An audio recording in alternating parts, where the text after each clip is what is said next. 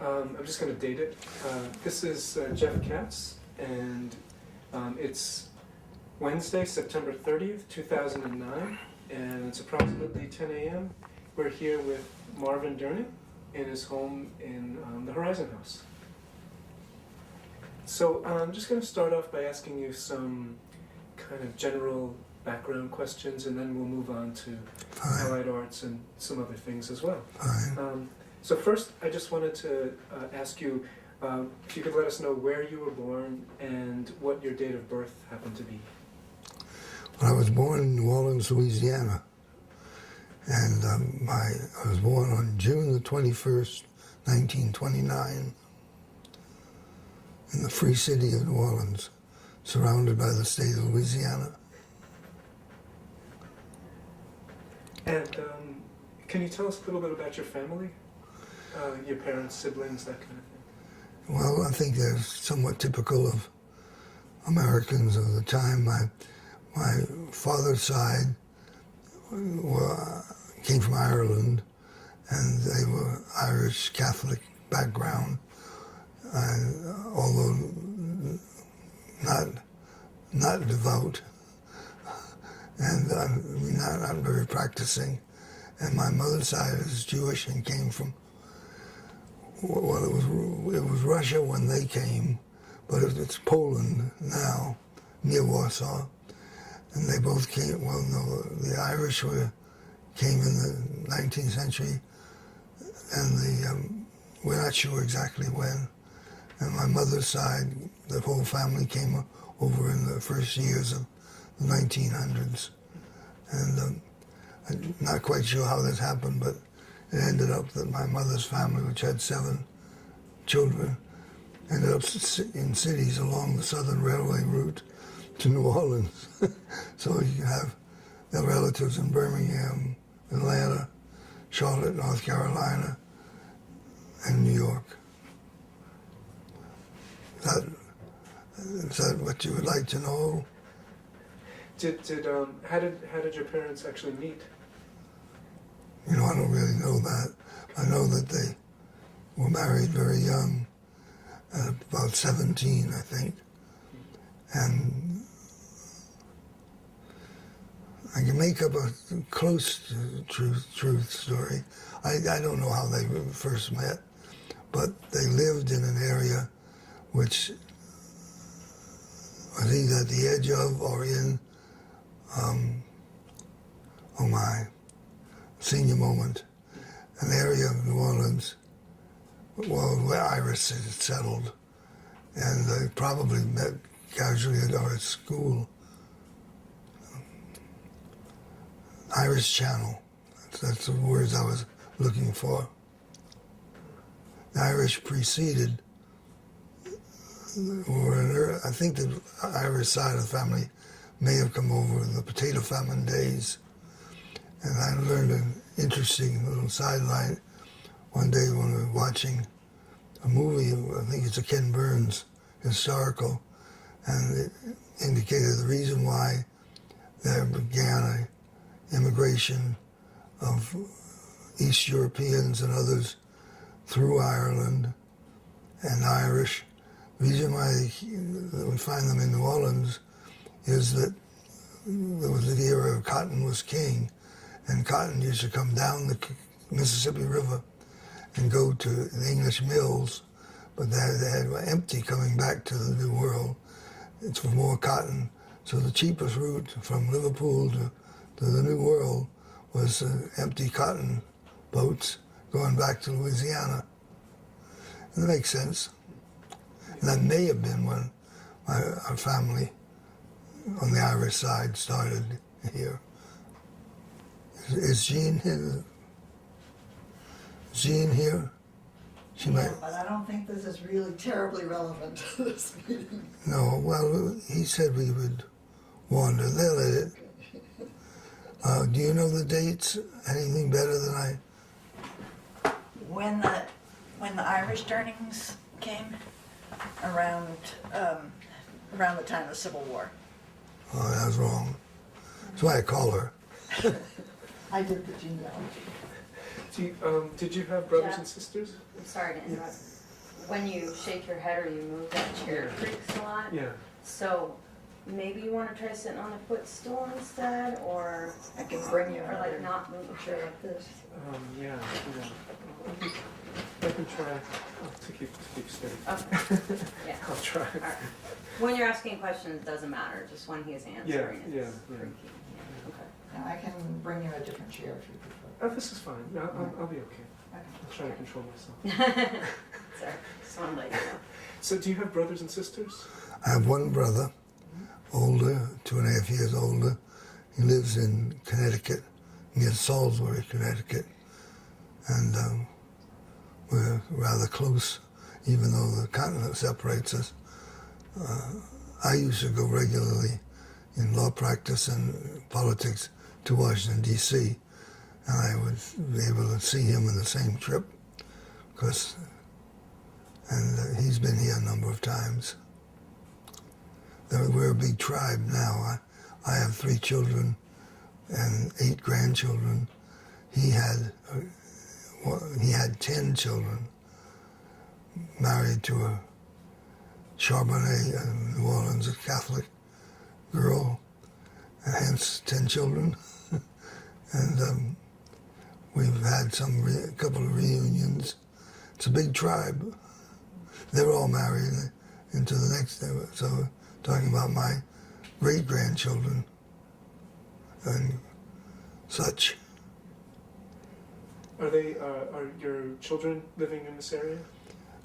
Well, it depends on the area. I mean, I have 3 children, all of whom are married, all of whom have children.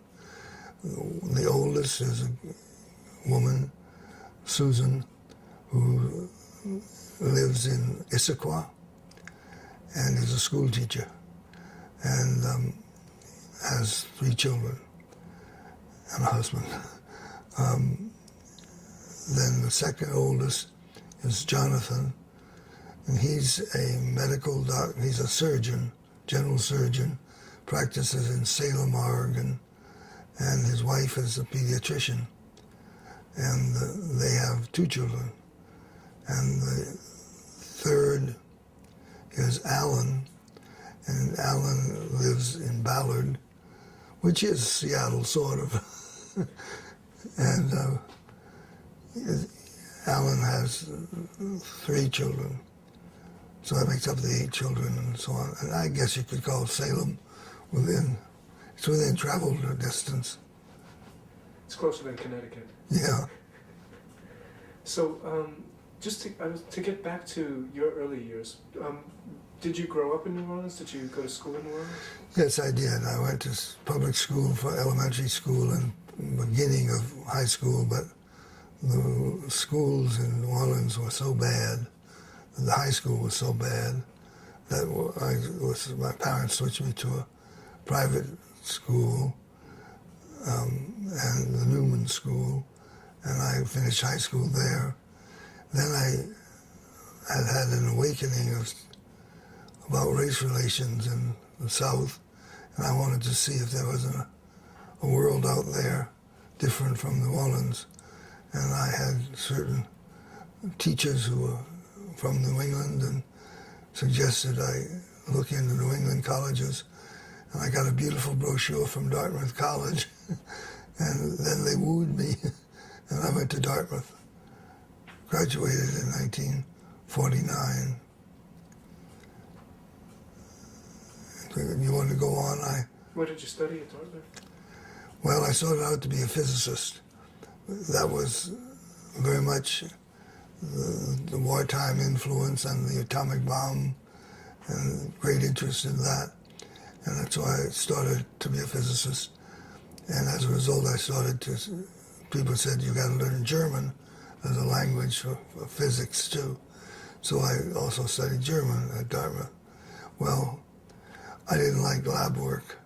I couldn't get a nut and a bolt together correctly, and couldn't wire things and solder things. And besides which, it was a beautiful New England town, and there was skiing and all those things. I didn't want to spend my college career in a laboratory. So I was able to arrange an honors program in the philosophy department, in which I could study sort of the philosophy of physics, and which, frankly, to me, physics is philosophy, and philosophy used to be called natural philosophy. So it's all the same anyway, and I got what I wanted, which was no labs. You might notice that my bookcase is filled with books about physics, and many of the leading physicists of the 20th century. They're a fascinating group. Now, you studied law, is that correct? Yes, that's where this gets complicated. Okay. I went to Dartmouth in the fall of 1945 and graduated in June of 1949. Maybe more detail than you want, but too late for application in that year. One of my professors suggested I seek a Rhodes Scholarship, but the time circle was such that I could only do so for the next year. So I didn't know what to do, and I went to law school, but out of not knowing what else I wanted to do, sort of backed in, and I had 1 year of law. But during the year at Yale Law School, I won a Rhodes Scholarship. So I left Yale after 1 year, went 2 years to England, in Oxford, and then I came back. Well, when I came back, my Uncle Sam wanted me, and I went in the Navy, the Korean War period. And that came back from 52 to 56. And then, again, I had a wonderful, exciting time in Oxford and in the Navy. But there I was, what was I going to do now? Same thing happened. I looked in all the alternatives and thought, well, I guess I'll go back to law school because I had no money and it's just me. I had to start with just me and brain and work. And so I never regretted that. Yale was a magnificent law school. It was on the left fringe of maybe legal, but that brings you up to about the 18th century. So how did you make your way out to Seattle then? Well, you remember I'm from New Orleans. Because I thought Negroes should vote, be allowed to vote and have equal rights, I was considered by many people a communist in Louisiana. And it was not very friendly. And I thought, I want to get rid of all this. I like better the big world outside the Deep South. And at New Haven, I met my wife, Jean. She was a graduate student at Yale. And we talked about where we want to go, and we ended up, we had both seen the Northwest of the United States in summertime in the past. And we came out here to have a look. And to have a look is to fall in love. And so we came to Seattle and looked for a job and got one and been here ever since. What did Jean study in school? She was in the Master of Arts she studied history, but it was in a program, Ford Foundation, called Master of Arts in Teaching. And she studied, well, I can't remember all the courses, but they were history. And so when you guys came to Seattle, was your job in law? Did you get a job as a lawyer? Yes, that's sort of ironic. I also interviewed in Portland, and I had a very difficult time making up our minds between Portland and Seattle. And the firm in Seattle said they had a practice in international trade and trade law with Japan, and they offered that for me to come and join with. That sounded interesting. But the firm broke up about less than a year after we arrived.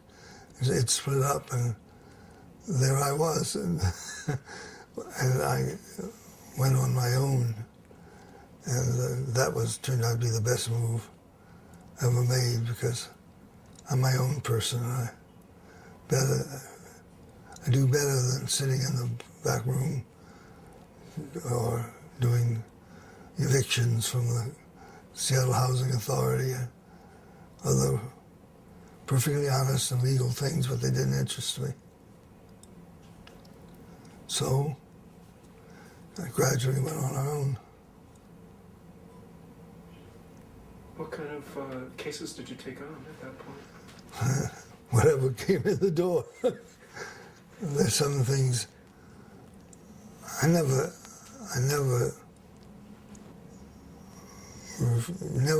consciously picked an area, but I didn't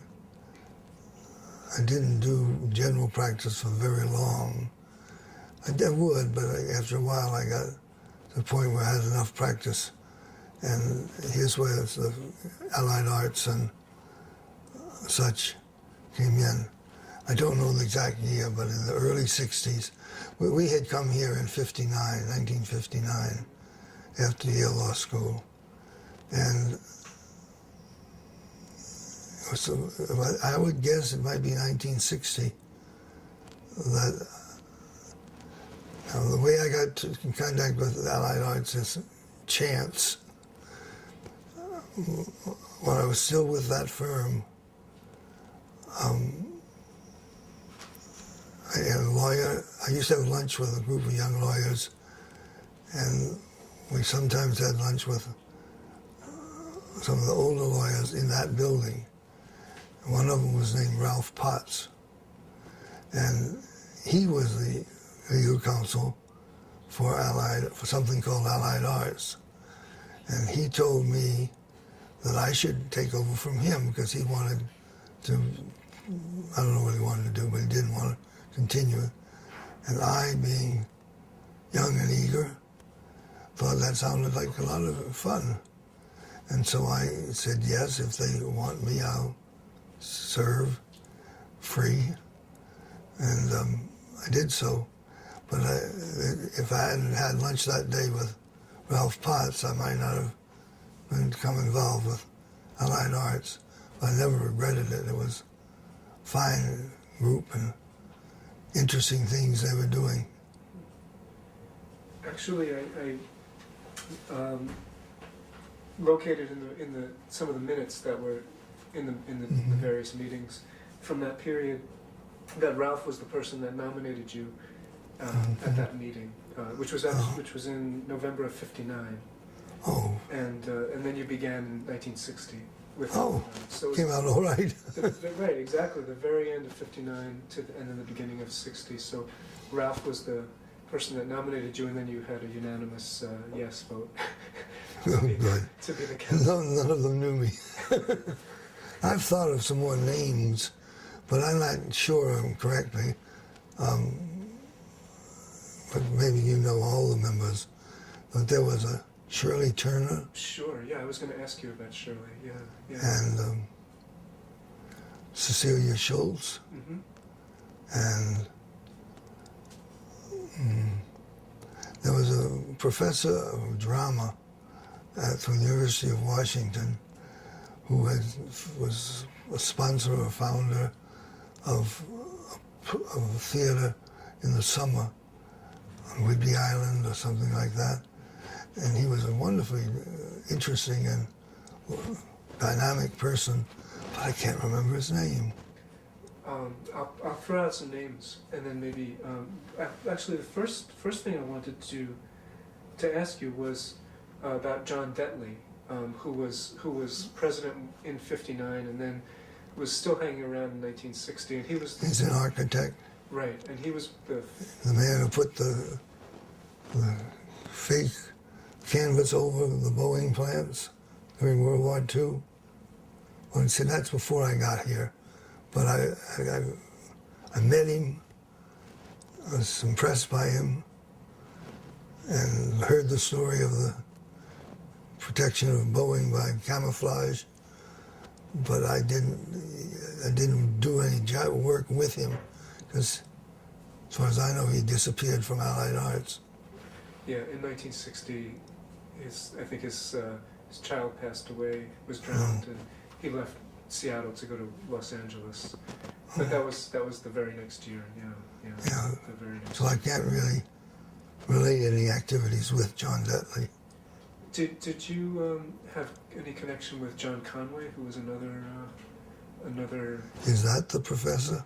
That could have been the professor. Yeah, he was. I believe he was involved with drama. Well, when you said John Conway, the first thing that happened was I thought the drama professor. But that doesn't prove anything, except often your first response is the best. If it's the drama professor, then at least I remember him, and I remember that he was promoting this year-round theater experience, and particularly, he was the spark plug of that whole thing, and I admired that very much. I was not participant in the sense of I didn't act in any of his plays or do anything like that, but I knew him. You know, I don't know whether I was just the lawyer for them or whether I was on the board. I don't remember, and it doesn't matter. You did actually get nominated for the board as well. Oh, okay. Plus you were the lawyer. So you had a couple, and you actually were on a couple of committees as well. Tell me about that. There was a committee that you were on that was the one was the Cultural and Beautification Committee. Yeah. And then that could easily lead into something I was very active in, which was attempt to get legislation to protect the city and the whole state from billboards along the new interstate highways. And that was an Allied Arts project, among others, and I was very active in that. And I could tell you about it if you're interested. Absolutely, that was going to be one of the big topics, and I'm wondering if I can Go back your way. throw out a couple of more names, just Sure. if you can recall. You were with Allied Arts apparently from 60 to 65, around that period. And there were a few presidents that you served under. And I'm just wondering if you might have some recollections. One is Robert Bloch, who was the president. Oh, sure. I knew Bob Bloch. He was a broker, stockbroker in Seattle, and active Democrat, and nice person. And his wife, I remember, had been on the Seattle School Board, and Bob was involved in civil rights, and he also was involved, I think, in, well, they were people of some wealth, I think, and I think they were involved in another one of the projects about the Opera House, but I'm not clear about the Opera House part. Who else have you got? The second president was Nathan Wilkinson, who was there in 61. Yeah. I can't picture Nathan Wilkinson. I picture that there was another architect who was on the board, I think, and he could have been Nathan Wilkinson, because I don't know who that was. When he moved out to Cleellum, when he retired and moved to Cleellum, does that ring any bells? Not sure, but was it possible Ibsen Nelson? Oh, no. No, that's a big name. Yeah. Well, what do you want to do? Shall I tell you about Ibs? Sure, Activities? because Ibsen was one of the presidents as well that you served under. You know, Ibsen was a movement in himself. He was a very dynamic person, and excellent architect, sort of avant-garde for Seattle, but there was a tree, it was at least, in Seattle at the times, the big names in architecture were Fred Bassetti, Ibsen Nelson, oh goodness, Ralph Anderson, Paul Theory. I guess I can't really remember anymore, but and that was a group that also was active in civic life of the city, and they were sort of the cutting edge of Allied Arts. Allied Arts always had a couple of architects on the board, and they were often the spark plug for something like the Billboard Act, or well, the Opera House. I can't recall all the things, except I remember that they were usually active members. Ib Nelson above all. Ib,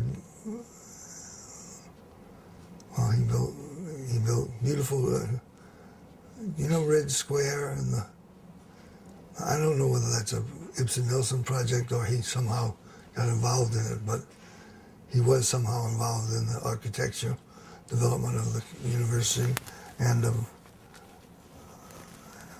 Western Washington.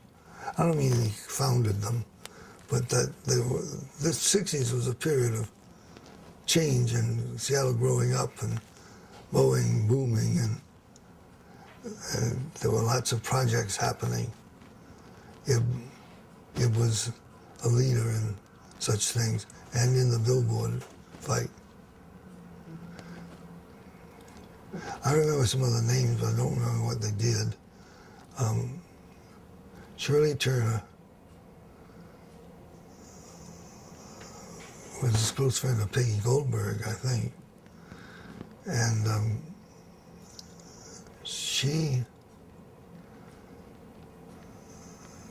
I don't know, there's a Cecilia Schultz, an older lady than she's a generation older than Peggy Goldberg, but she had been for many years a proponent of a real opera house and opera at Seattle. And it was a fight because the World's Fair came along and it was going to renovate buildings and build new ones on the fairgrounds, and Cecilia Schultz led the fight to insist that the World's Fair deliver as part of its prize for Seattle. Seattle should get an opera house. And she was just wonderful. I don't know how old she was, but she was elderly, but just as lively as you can think. And she got her opera house. What you now go to in the biggest auditorium is the one Cecilia Schultz led the fight for.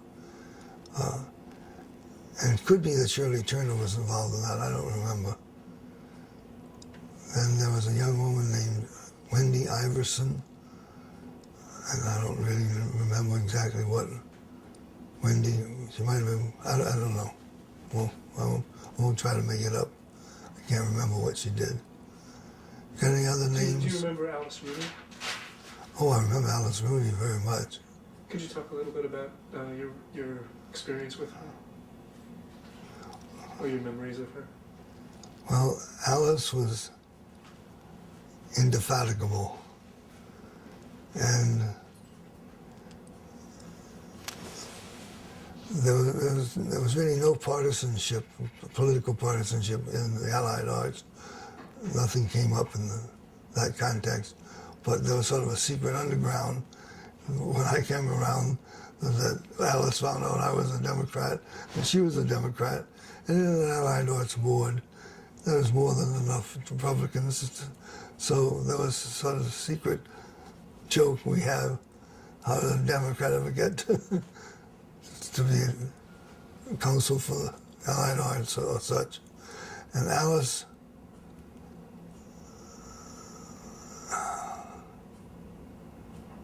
I don't know the order of this thing, but there was, what's the name of the man who makes glass sculpture in Tacoma? Oh, Dale Chihuly? Yeah. I've got Alice has been involved with the glass blowing art groups, crafts groups of the region, and particularly with Dale Chihuly. And then there's a time when she went back to Washington, D.C. with a job in representing the arts in some way. And I don't know that I ever worked with Alice in a same office or something, but I considered her a friend and a very lively and sparkling person. That's all. Somehow her husband approved. I don't remember him. He wasn't on the board. Wasn't she secretary or something like that? She was, she was the, I guess they called her the executive director, the executive secretary for, while you were there, and then she eventually became the executive director, but she was executive secretary for the time that you were there. Yes. Thank you. Well, that's all I can remember about that. And what about Peggy Goldberg? Because she was also quite active. Yeah. I put her in my mind along with Cecilia Schultz in the Opera House. And she also sort of hovered around as a mother facilitator. We met in the living room of the Goldbergs quite often. And she's just gracious and warm and part of the atmosphere, ambiance of. As far as I know, there was no controversy in the board. We generally, everybody was on the side. We wanted to do it all. And Peggy was, I can't pin it to one activity or another, but she was prominent in the board and generous in the use of her living room. Beautiful house. Where was it located at that point? Mercer Island. And then, as you mentioned, Madison Park. There were several other people whose faces I can see, but whose names I can't call up. There was a lady who lived in Denny Blaine. We met at her house some. I don't remember anything else about it. Could you describe what those meetings were like? The Allied Arts meetings when you guys got together. What kind of atmosphere was it like? Well, I would say it's. And I'm not meaning to criticize, but it was very informally operated. Although, as its counsel, I'd have to call them to say, well, won't somebody make a motion? We didn't operate by consensus. We had some rules, but on the other hand, it was not very formal. And they had to give it a loose rein because there might be a conversation going on here and somebody else doing something, and everybody thought it was a good idea, but nobody was going to go through any procedures. Now, that's too strong because they did sometimes. But I don't recall any big, tense disagreements. It's all self-selective. It's the people who were interested in promoting the cultural and artistic life of the area.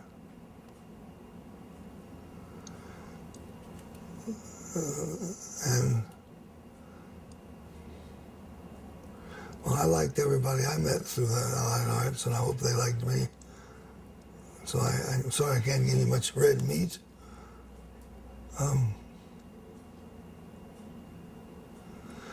I can see a group that came to there was another time I was council to a legislative committee, and a group of the Allied Arts representatives came to lobby the county, but I don't remember what it was about.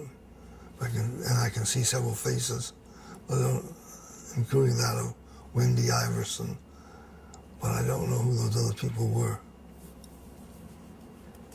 Well, I'd like to actually move to the billboard area, because that's an area that was extremely important for you, and also for the city of Seattle and for Allied Arts. And actually, it's nationally important in the building of the environmental movement we have today. It's, I don't want to, I'll go on now with billboards of time. yeah. Well, I'm not clear of all these dates, but as far as I'm concerned, a starting point would be Congress enacting the Interstate Highway Program, which was freeways across America. And apparently President Eisenhower was still remembered the German Autobahns he had found when the U.S. Army entered Germany. And he thought that was a good idea.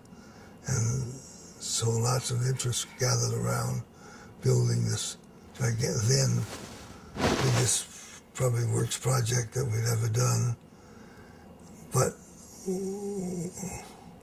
again, just for color, the Highways Department, the National Highways Department in the States were stuck in a rut of how you build a freeway or a road. They hadn't built many freeways. And they did it by drawing straight lines between the green points on the map, go through the parks, because the land was in public ownership or was cheaper than the land that was more expensive. So either you were poor neighborhood, you got a freeway through you, or you were a park, you got a freeway through you. And of course, it's justified on price only and not counting the costs to other costs to a city. It could appear okay. But the revolution thinking began with, gradually they started building outside the city, but within a year or two they were approaching the city.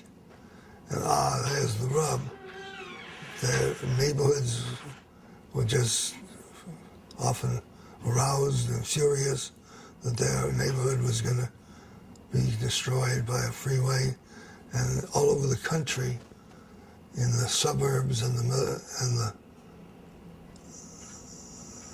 the poor neighborhoods, there arose a spontaneous movement.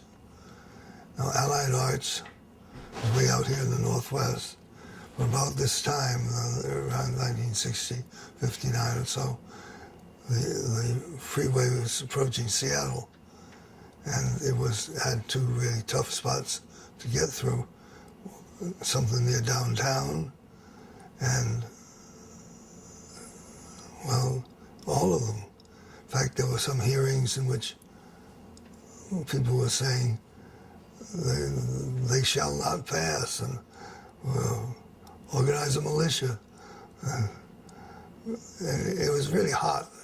Now, compared to war and peace and maybe a national health care, maybe it isn't the biggest issue, but the looks, the appearance, and the social and economic impacts of that freeway system are, in my opinion, one of the big movements, big steps in the environmental movement.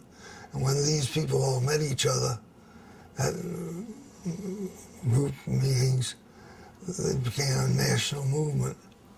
And the existing conservation groups, the Sierra Club and Natural Resources Defense Council and others, moved into that field also.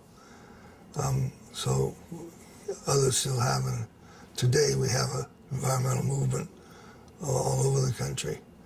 Now, we get back to the billboard fight.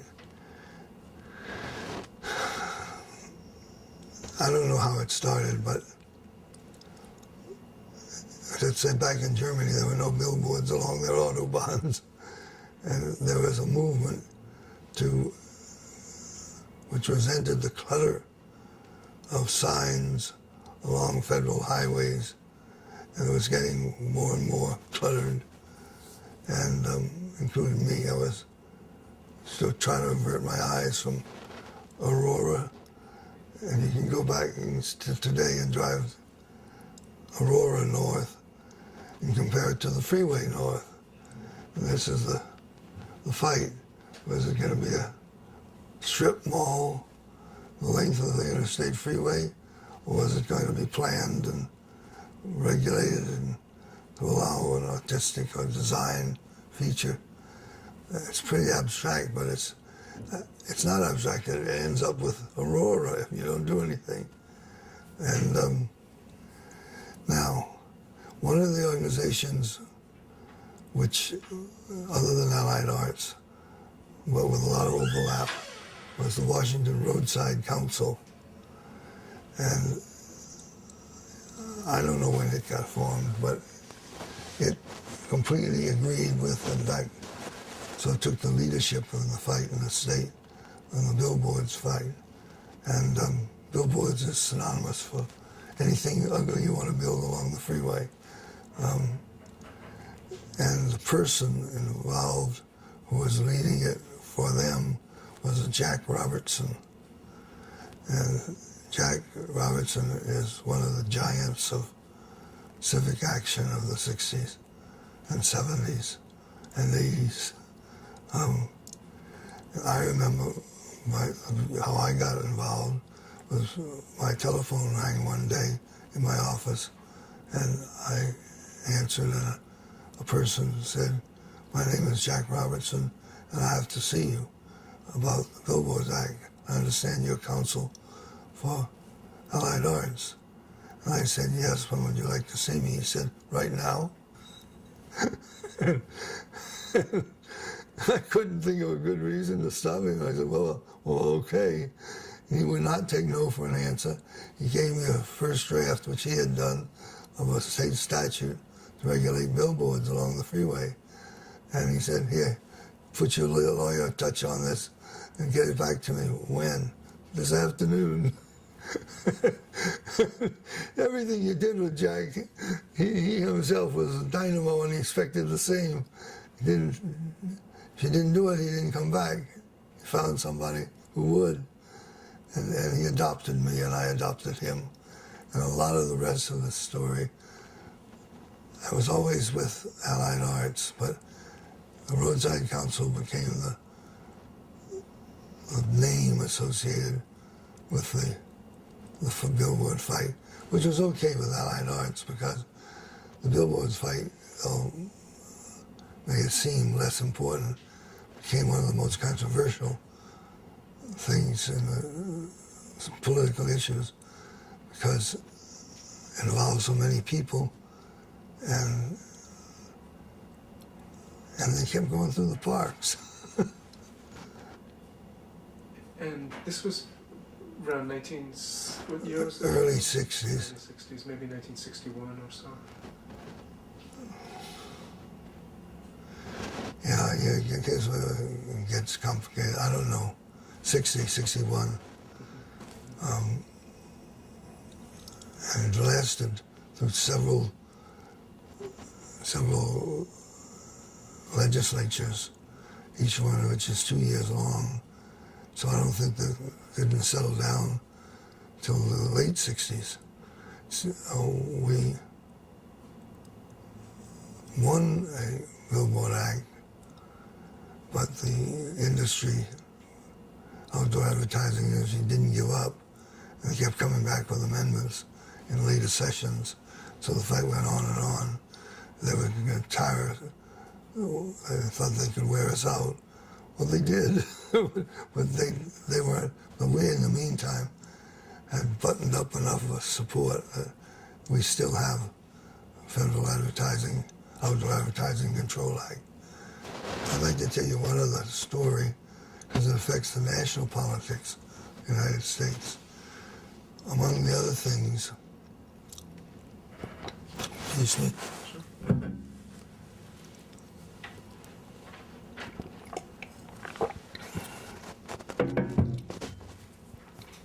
voice level, okay? Good. Thinking. It's fine. It's fine. Can we take a pause? Sure. Yeah. Come on. Do that. That'll be fine. Oh, you ready? Oh, you're on? Okay, go ahead. And as you may, I don't know, you may have read, Yes. there was a movement all the way across the country, a wave of interest in conservation and something which came to have a terrible name, beautification. And such meetings were happening around the country, and there were roadside councils around the country. And finally, President Lyndon Johnson called a conference at the White House Conference on Natural Beauty. And we were all, through whatever channels they use, invitations were sent for delegates, and I was invited as a delegate from Washington.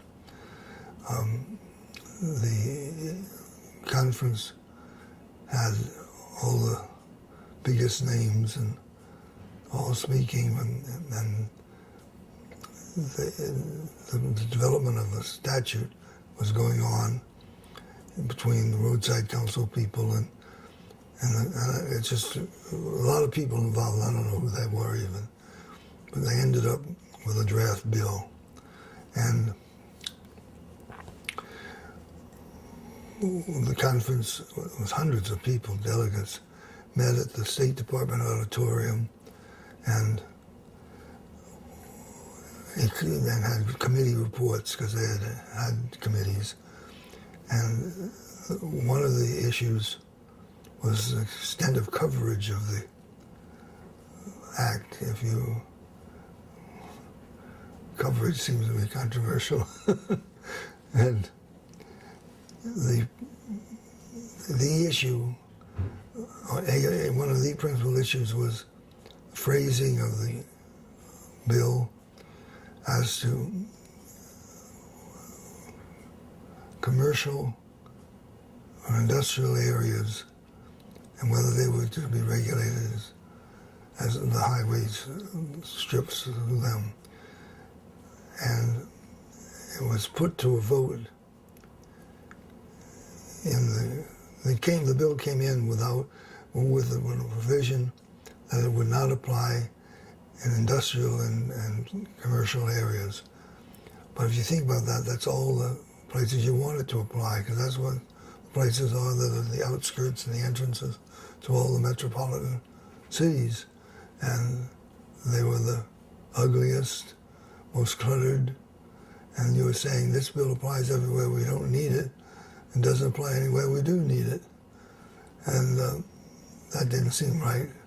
So Jack Robertson, on the floor of the State Department auditorium, raised a point of order, and he pointed out this difference in the language, and he asked the motion whether we agreed to that, and overwhelmingly the delegates did not agree to eliminating commercial residential areas. But there was a state senator from California, a good guy, Fred Farr, and he had been asked by the White House to present their draft, and he did so. And we went to a show of hands in the State Department auditorium and specifically rejected those loopholes from coverage. So then we all got in buses and they took us back to the White House. We were supposed to have the presentation to the president, and we all went and got crowded in the East Room of the White House, and the president came in with all the all the full blast of political hype. that you can have. And President Johnson made a little speech, and then he said, and in earnest of my support, I have this very day sent to the, I have an hour ago sent to this draft to the Congress. Well, he said, and it provides for coverage throughout the interstate system except in commercial and industrial areas. And I'm being, from the people present. We had just rejected it, and the White House is telling us they just sent that to the Congress. Well, nobody, we were so stunned. What do you do when you're standing in the East Room of the White House and you just booed the President of the United States, and there you are. What do you do now? Well, the person in the whole country who decided what to do what now was Jack Robertson, who was there, and he said, let's go to dinner and talk about it at dinner, and we'll see. And we went to dinner. We found ourselves at a restaurant called the Occidental in D.C., and we found a lot of other delegates had gone to the same place, and it was buzzing at all the tables. What do we do? What do we do next? And Jack went around table to table, and he made the suggestion, which was adopted, that we go to the Washington Post and tell them what had happened and what we thought. So if you can imagine, it's a nice summery day. We all walked over to the offices of the Washington Post, just a few blocks away, and there was a young news reporter at a desk, first one we came to, and told him our story. He had an absolutely blank face. He didn't react to us at all, but he started typing and, go ahead. Jack was speaking, told this same story, and the guy typed away. He said, well, wait a minute, I'll be back. And he took his paper and he went off in the back somewhere, and he came back and he said, okay, no, I don't think he did tell us anything. He said, thank you. And we still didn't know whether we'd made any impression or not. Well, we all went home, went to bed. And the next morning we got up, the Washington Post had big black headlines. President changes citizens' billboard plea. And the New York Times had an editorial in the president's Lady Bird bill, there's less than meets the eye. And it explained this whole thing. And then all over the country, from after the New York Times and posted, editorialized, it all came out like that. The Congress removed the loophole. We won. They lost.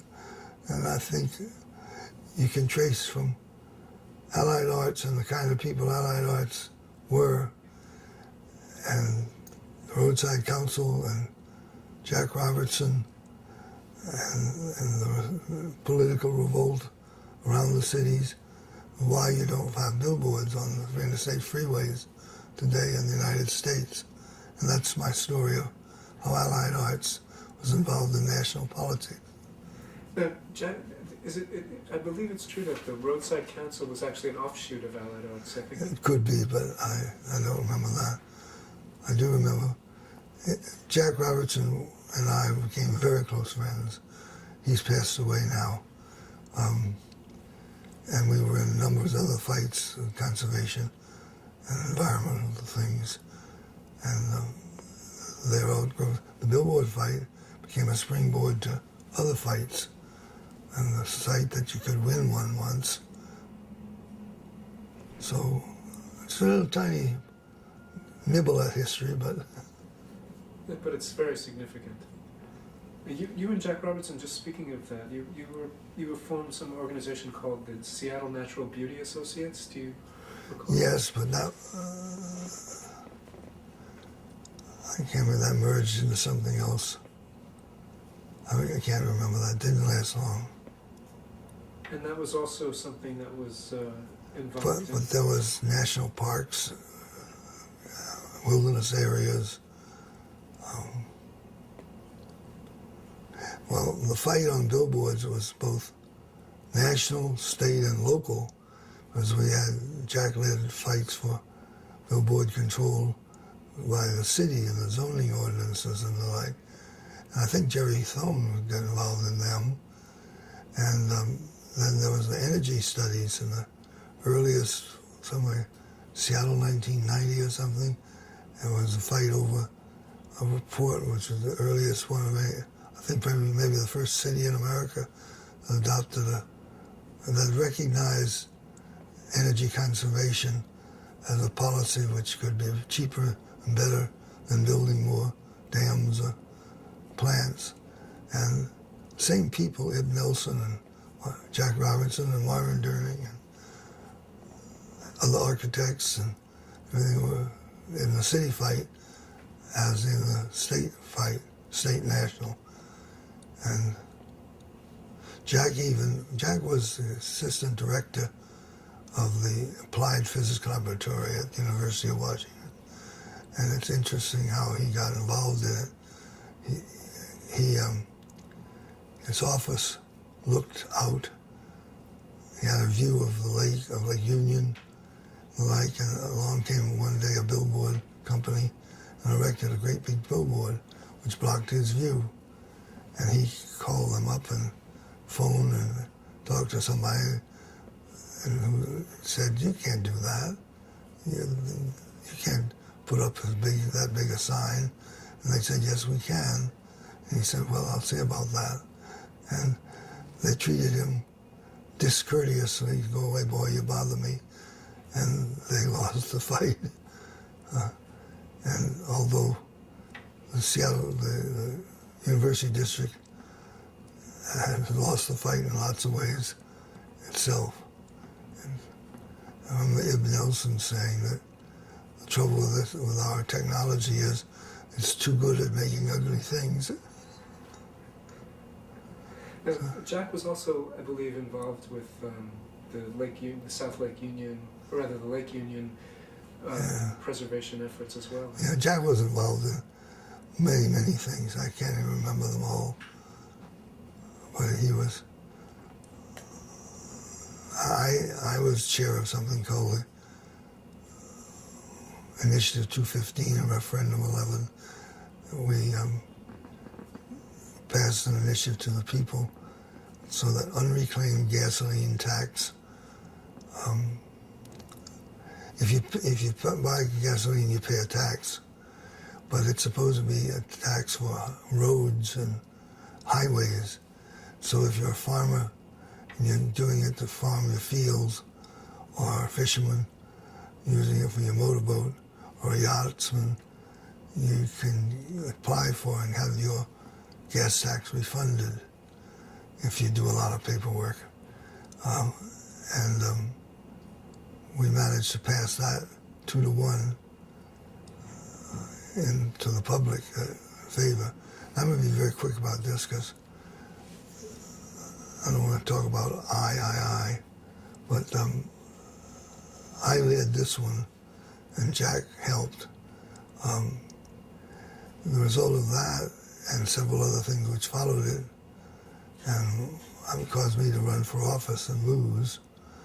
And it led on to other steps, including President Carter appointed me assistant administrator of the EPA, and I was in charge of enforcement of all the laws of the EPA administers throughout the country. And if that, each thing led on to something else, and it all starts back in Allied Arts.